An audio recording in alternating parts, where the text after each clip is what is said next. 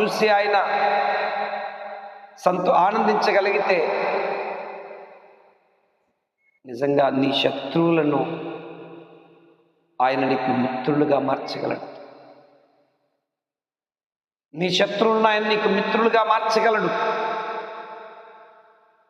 అధికారులను నీ వైపు త్రిప్పగలడు. ఆయన త్రిప్పగలడు.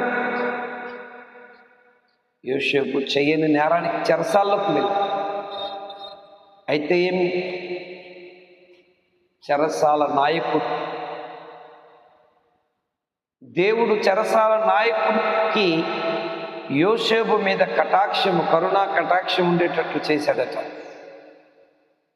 చెరసాల నాయకుడు యోసేపును ఆ చెరసాల్లో అధికారిగా నిలబెట్టాడట.